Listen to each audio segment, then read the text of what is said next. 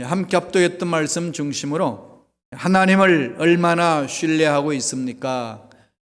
라는 제목으로 은혜 말씀을 나누겠습니다. 한 사람의 능력과 가치는 어떻게 평가될까요? 언제 평가될까요? 위기 때 평가되는 거죠. 난세의 영웅이 태어난다, 그런 말이 있듯이 삶의 가치는 참 그 사람이 멋진 사람이고 훌륭한 사람이고 용기 있는 사람이고 그렇게 평가받을 수 있는 것은 위기 때 무엇을 어떻게 선택하느냐 달려 있습니다. 우리 신앙생활도 마찬가지죠. 평상시는 늘 하나님을 믿습니다. 하나님 말씀 순종하며 살겠습니다. 그렇게 하다가도 막상 고난이 올 때, 문제 앞에 있을 때에 무엇을 선택하느냐, 그 사람의 신앙을 볼 수 있습니다. 참 신앙인이냐 가짜 신앙인이냐, 그것은 문제 앞에 서 있는 그 자세, 그때 선택이 어떻게 달려지느냐에 따라서 어떤 것을 선택하느냐에 달려 있어서 평가를 받습니다. 예수 믿는데 고난도 받고 손해도 보고 욕도 먹는데도 불구하고 줄곧 주님을 바라보고 가는 신앙이냐, 아니면은 피해버리느냐, 그게 따라 달라지는 거죠.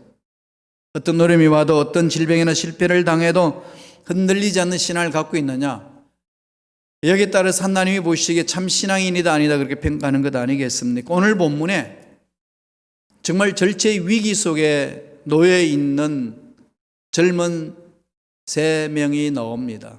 다니엘의 세 친구, 너무나도 잘 아는 사람이죠. 사드락, 메삭, 아벤노고입니다. 이스라엘이 바벨론에게 멸망받아서 다 바벨론으로 포로로 갔습니다. 다니엘도 포로로 갔고 다니엘 세 친구 사드락, 메삭, 아벤노고도 포로가 되어서 바벨론으로 끌려갔습니다. 그 속에서 유능한 유대인의 인재들을 느부갓네살 왕이 선발합니다. 왕궁에서 교육시키고 왕궁에서 살게 하고, 그리고 바벨론의 통치 이념을 가르쳐서 바벨론의 귀한 일꾼으로 세우기 위한 그런 계획을 세우고 훈련을 시킵니다. 거기에 선발된 사람이 다니엘이고 다니엘 세 친구 사드락, 메삭, 아벤느고입니다. 유능한 인재들이죠. 이방 나라에 귀하게 쓰임받기 위하여 갈로로 선발되어서 들어갔습니다. 이런 상황 속에 있을 때에 이들은 하나님을 섬깁니다. 바벨론에는 이방신을 섬깁니다. 마찰이 생길 수밖에 없겠죠. 이런 마찰이 생길 때에 무엇을 선택하느냐, 무엇을 선택하며 어떻게 살 것인가, 이런 것을 오늘 역사 속에서 나타난 것을 다니엘서에 기록해 놓고 신앙생활을 하는 저와 여러분에게 무엇을 선택하며 살 것인가를 선택하라는 하나님의 메시지입니다. 어떤 일이 있었냐면 느부갓네살 왕이 바벨론 사람들 마음을 뭉치기 위하고 또 유대인들을 하나로 뭉치기 위하여 통치 이념을 세운 하나의 사건이 있습니다. 두라 평지에 높은 신상을 만듭니다.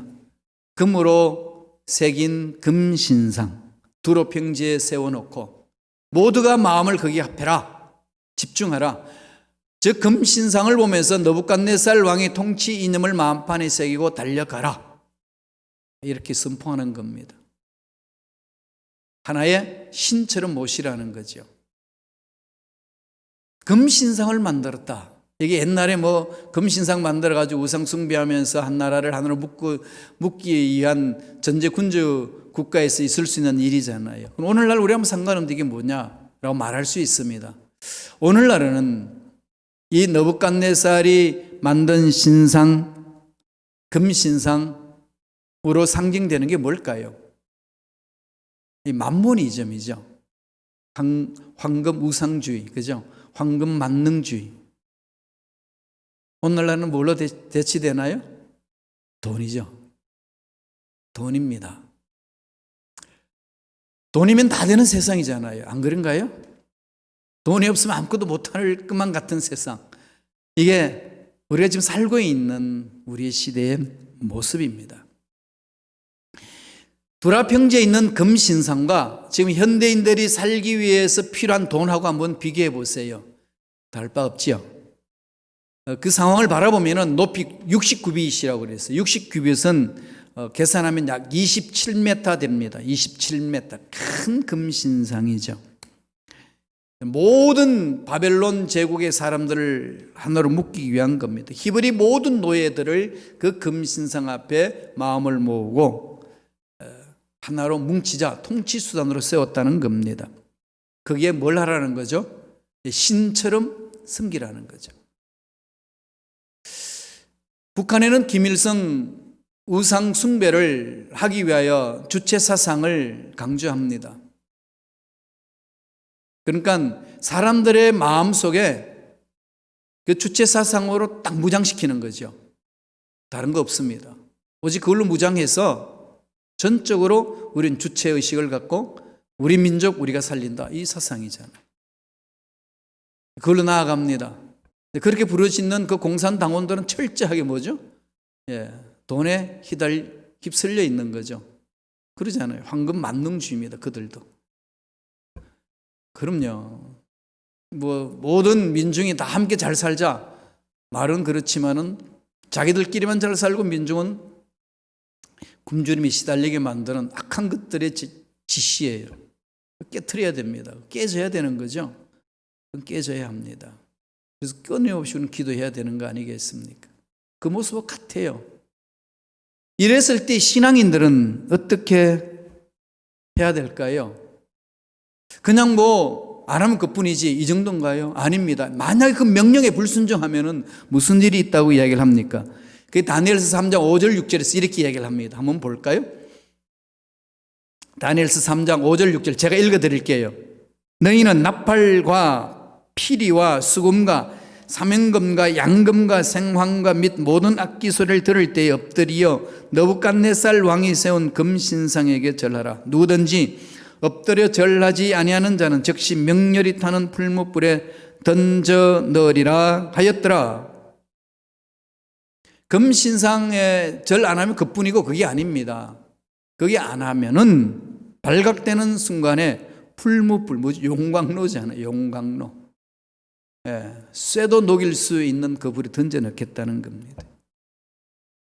지금 이 세상은 뭘까요? 돈? 너들 돈 없으면 못 살아 이거잖아요.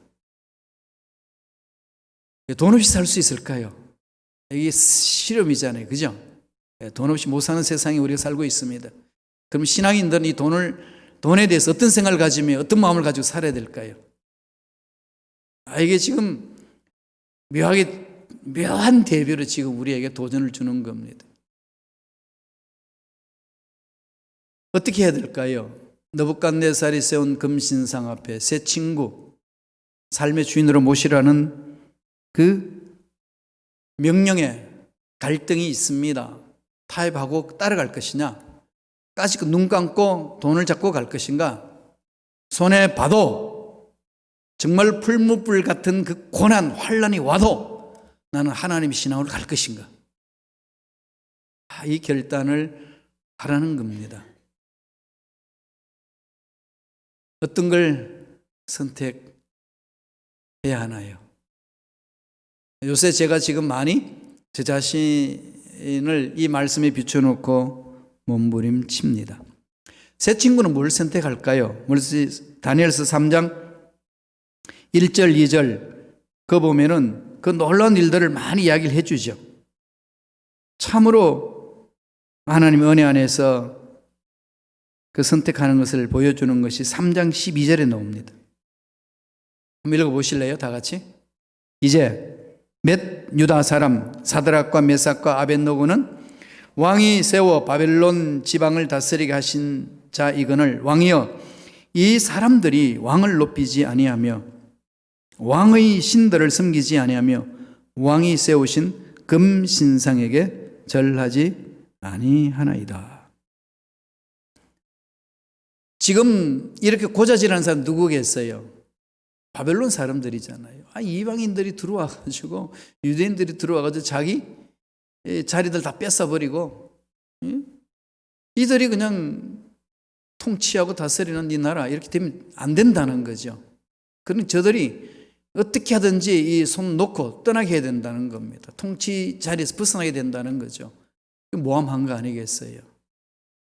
금신상 앞에 절하지 않는 그 모습. 왜? 새 친구는 야훼 하나님을 믿기 때문에 거기에 목숨을 걸고 달려듭니다. 그래서 금신상 앞에 절하지 않아요. 옆에 있는 방백들이 그것을 바라보고 느부갓네살에게 고자질을 합니다. 왕이 불렀어요. 신문합니다.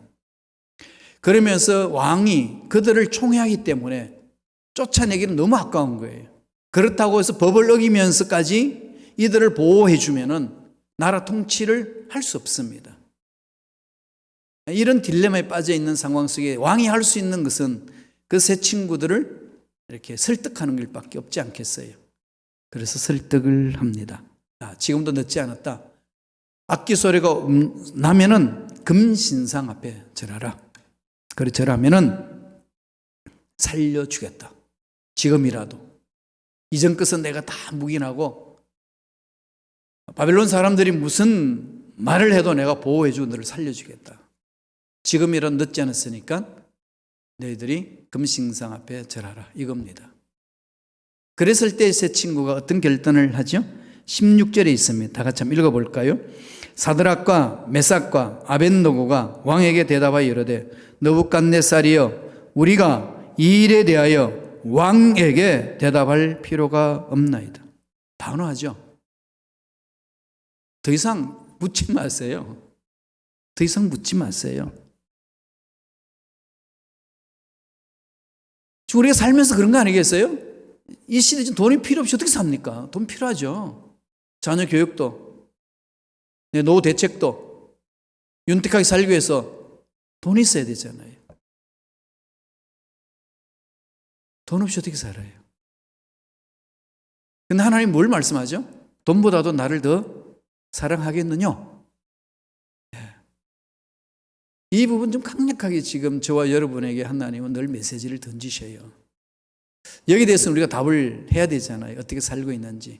그 삶의 스타일이 달라집니다. 정말로 이 황금 앞에 굴복하지 않고 하나님 말씀대로 한번 살아보겠습니다. 결단 내린 자의 삶은 다릅니다.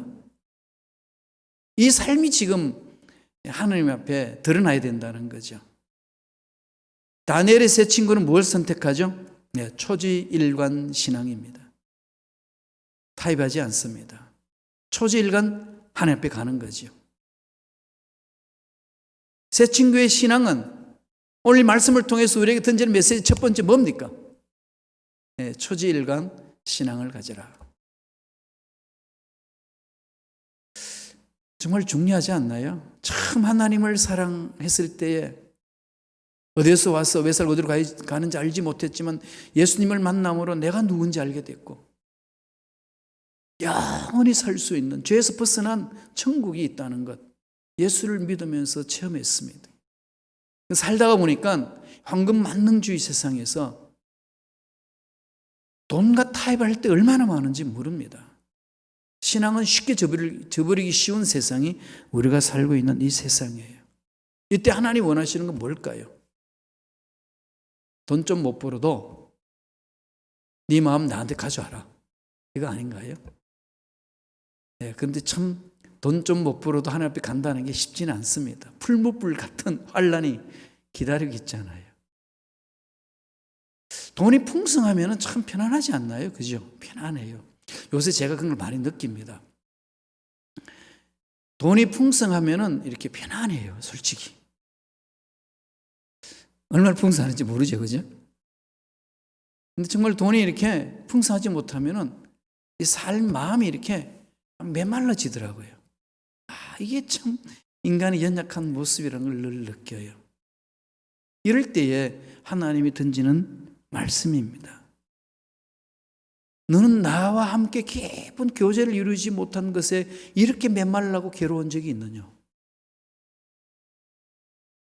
그런 건 쉽게 이렇게 잊어버려요.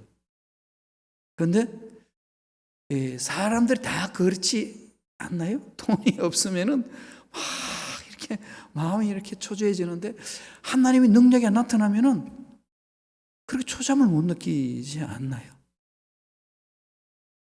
아닌가요? 이게 우리 참 황금 만능주의에 속고 사는 우리 연약한 모습이라는 겁니다. 근데 새 친구는 풀무불이 기다리고 있어요. 정말 고된 일들이 기다리고 있습니다. 돈이 없으면 살아갈 수 없는 세상 기다리고 있는데 응치 않습니까? 타협하지 않습니다. 하나님으로 인하여 살겠습니다. 그런 결단으로 가는 거죠. 참 신앙은 여기에 있습니다. 말로 하는 게 아니라 말로 했으면 삶으로 표현되어지는 거죠.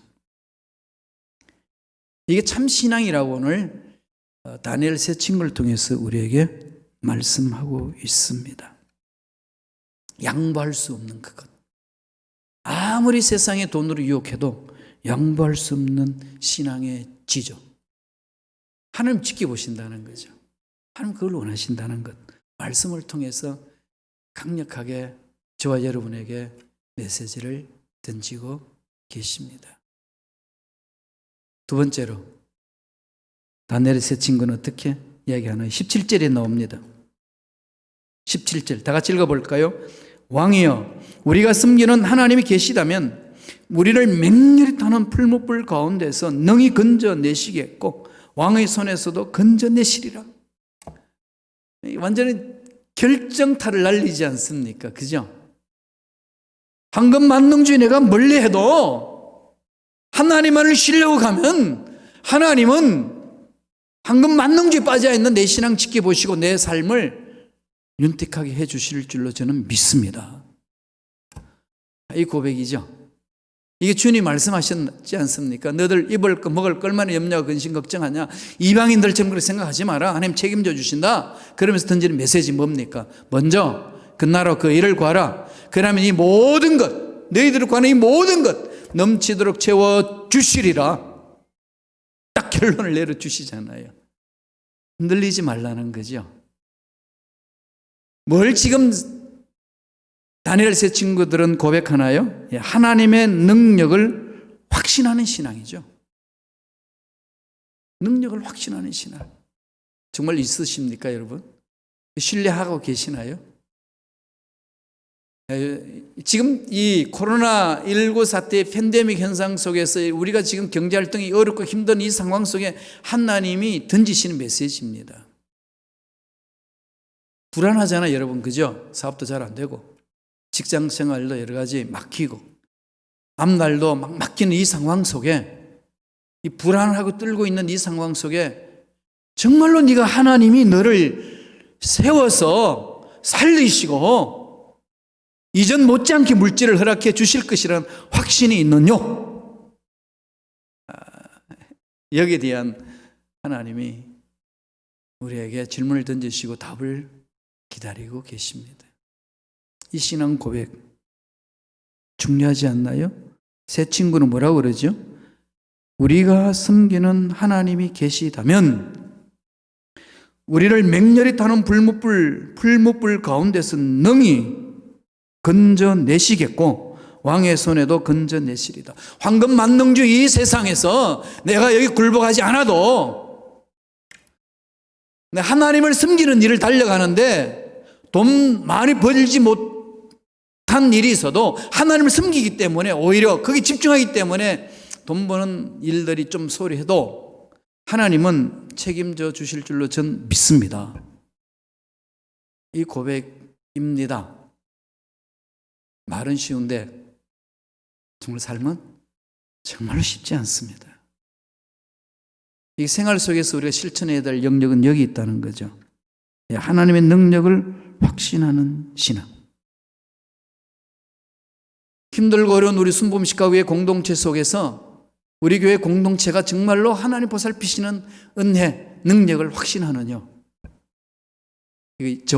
저도 그렇고 여러분도 거기에 대한 확신이 있느냐. 여기에 대해서 고백해야 되지 않겠습니까?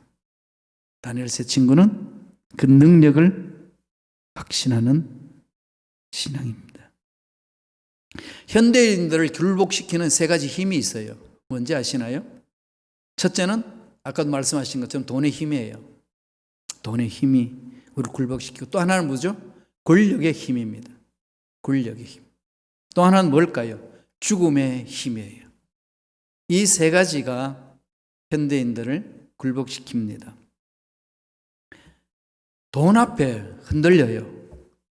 권력의 힘 앞에 흔들리고 죽음의 힘 앞에 공포를 느낍니다.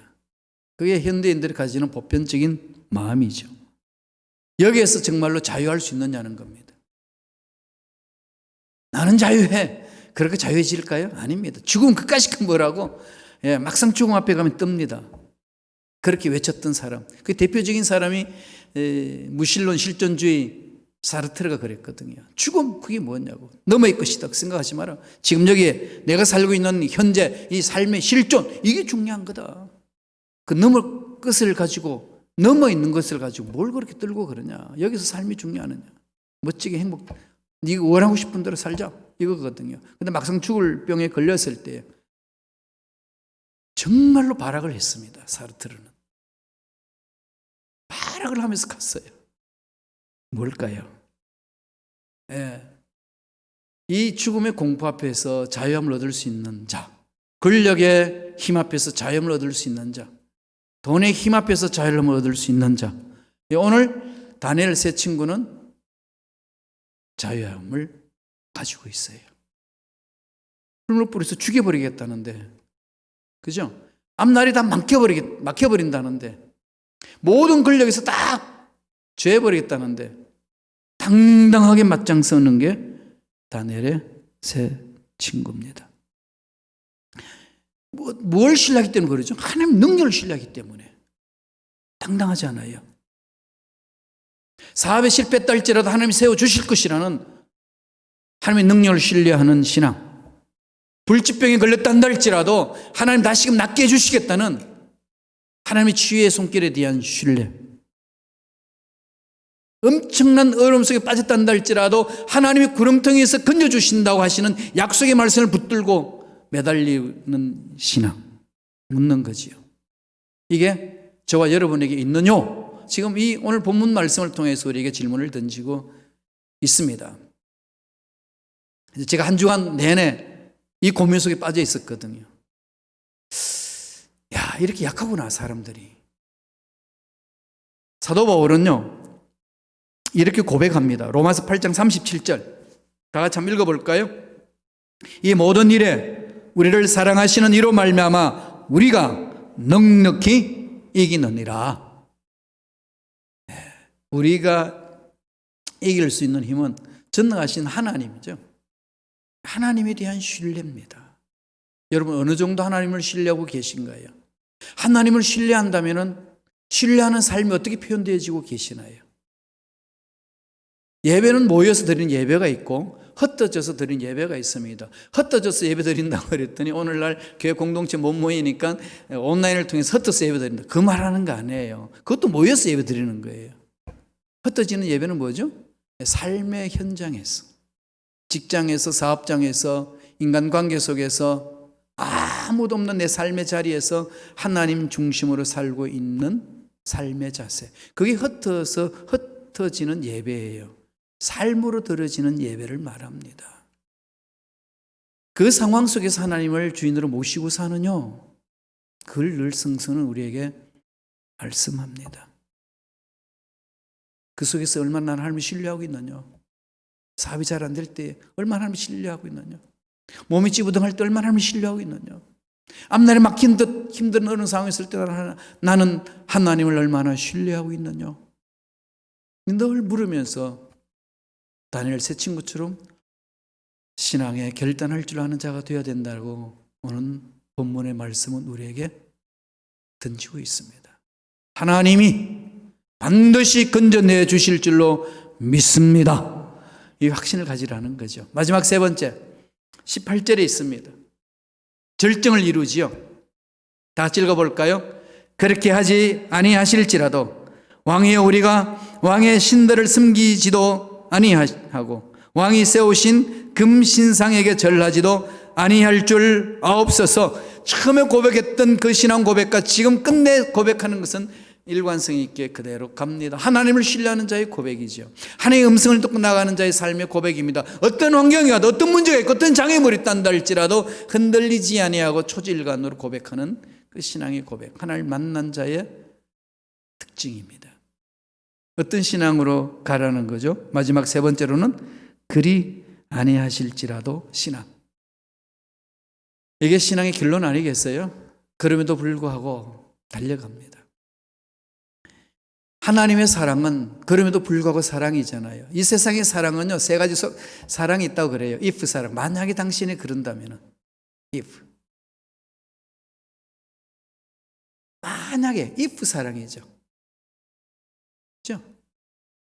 네, 그렇게 해주면 내가 원하는 대로 당신이 그게 있다면, 멋지다면 사랑하겠는데, 그 다음 사랑 뭘까요? because 사랑이라고 그래요. because of something. 당신은 뭘 많이 가지고 있기 때문에, 내 마음에 쏙 들기 때문에 이 사랑. 이 세상 그 두 가지 사랑이죠. 마지막 사랑 어떤 사랑일까요? in spite of 사랑. 그럼에도 불구하고 그리 아니하실지라도, 이건 사랑의 절정입니다. 아가페 사랑이 그 사랑이죠. 그 사랑 안에서 모든 것이 사랑이 표현되는 거 아니겠습니까? 신앙도 여기서부터 출발합니다. 출발하고 결론 내리는 거죠. 가장 돋보인 부분이에요. 새 친구 고백이 그리 아니하실지라도, 내가 원하는 대로 안 이루어진다 할지라도 하나님은 선하신 분이시고 좋으신 분이시고 능력이 많으신 분이기에 그분이 하실 일이 있기 때문에 그렇게 하시는 줄로 저는 믿습니다. 전적으로 하나님을 신뢰하는 그 고백을 말합니다. 하박국 선지자도 그랬죠. 외양간에 송아지가 없고 소출이 없고 포도나무에 열매가 없어도, 내가 원하는 것이 없어도 나는 야훼 하나님으로 인하여 즐거워하며 행복해하며 기뻐하며 살겠습니다. 이 고백입니다. 하나님은 그렇게 사는 자들을 지켜보고 계셔요. 그렇게 했을 때에 하나님 어떻게 만져주실까요?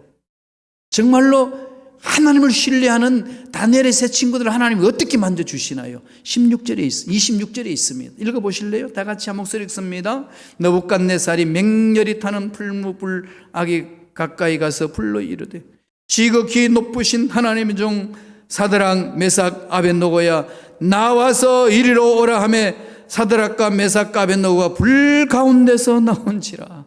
할렐루야. 그냥 풀무불에 던져넣었어요. 집어넣었더니 딱 보니까 느부갓네살 왕이 보는데 세 사람을 집어넣은 네 사람이 있어요. 주님이 함께 하신다는 거죠.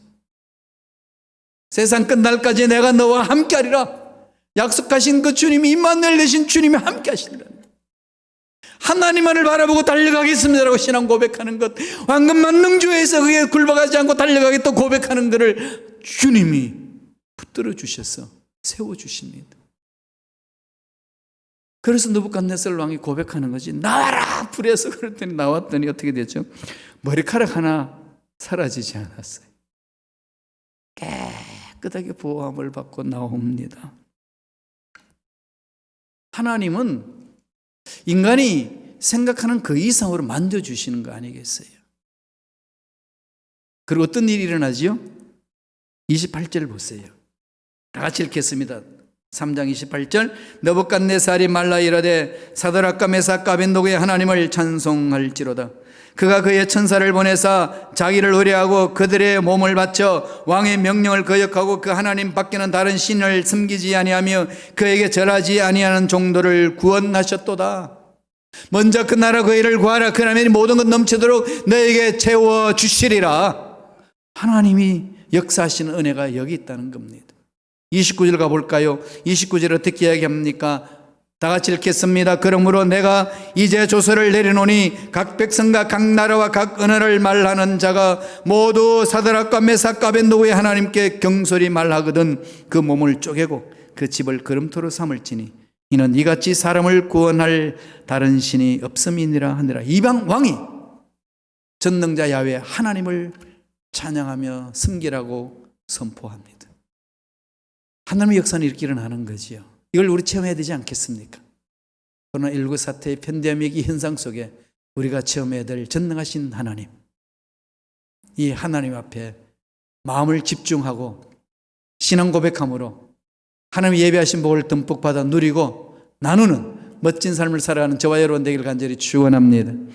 기도하겠습니다. 하나님 감사합니다.